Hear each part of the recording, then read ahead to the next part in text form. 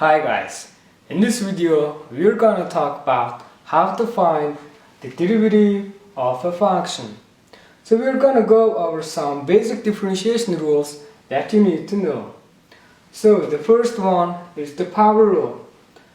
The derivative of x raised to the n is gonna be n times x raised to the n minus 1. So based on that, what is the derivative of x to the second power? In this case, our n is 2.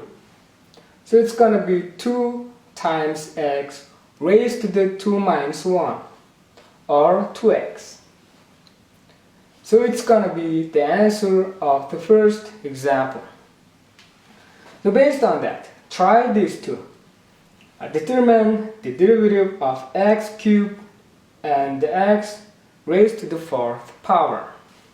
So in this case our n is 3. So it's going to be 3 times x raised to the 3 minus 1, or 3x squared. For the next example, n is 4. So it's going to be 4x raised to the 4 minus 1, which is 4x cubed. So that's how you could use the power rule to find the derivative of a function. Now, this symbol represents the derivative. So you can express the derivative like this one and like this one. It's all the same. So, the derivative of any constant is always equal to 0. So the derivative of 8, the derivative of 100 is all equal to 0. So make sure you remember that. The derivative of constant is always equal to 0. Here's another example. What is the derivative of 8x to the 4th? So it's going to be 8 times the derivative of x to the 4th, which is 4x cubed, and we just got to multiply 8 times 4. So the answer is going to be 32 times 3 cubed. Now, let's say I have to find the derivative of polynomial function. 5x to the 5th plus 6x cubed minus 8x plus 4. Go ahead and try this example. So the derivative of x to the 5th is 5x to the 4th.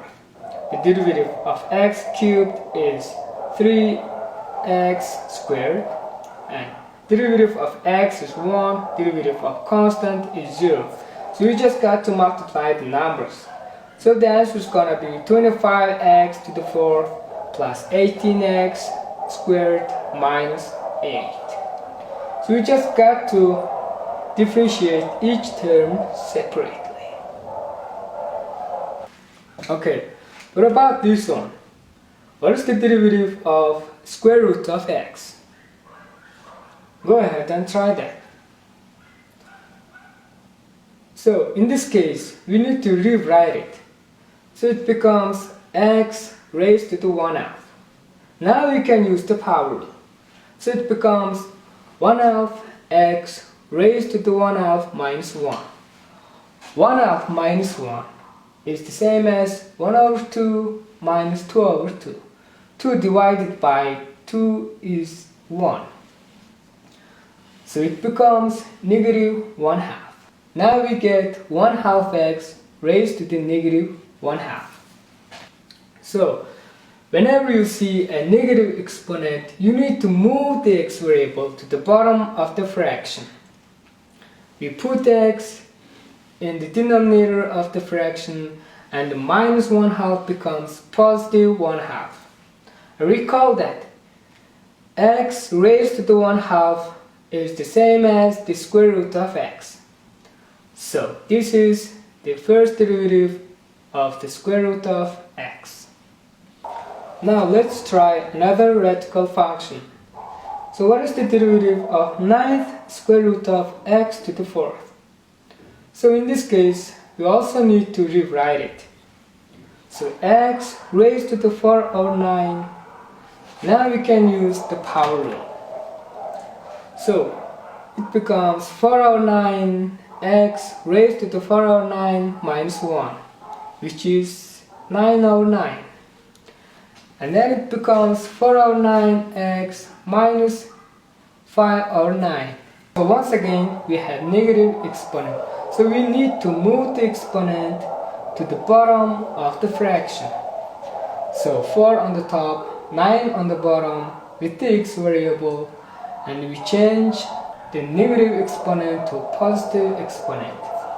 And at this point we can turn it back into radical form. So the answer is 4 over 9 times 9th square root of x to the 5th. So that's how you find the derivative of radical function. Now what about the rational function like this? What is the derivative of 1 divided by x raised to the 6? Now once again, before we use the power rule, we need to rewrite it. So we take the x and move it back to the top, and exponent will change sign from positive to negative 6. Now n is negative 6 and we could use power rule. So it's gonna be negative 6x negative 6 minus 1. So the answer is negative 6x to the negative 7. So this is the answer, but we want to rewrite it since we have negative exponent. So we put the x variable back to the bottom, and the final answer is negative 6 divided by x to the 7th power. So that's how you find the derivative of rational function. So that's how you find the derivative of rational function. So there's also a quotient rule and chain rule, but we're not gonna go over them in this video. Instead, I'm gonna make another videos covering those topics, so feel free to take a look at that when you have a chance. So don't forget to like our page. This is Emma Mathematics course.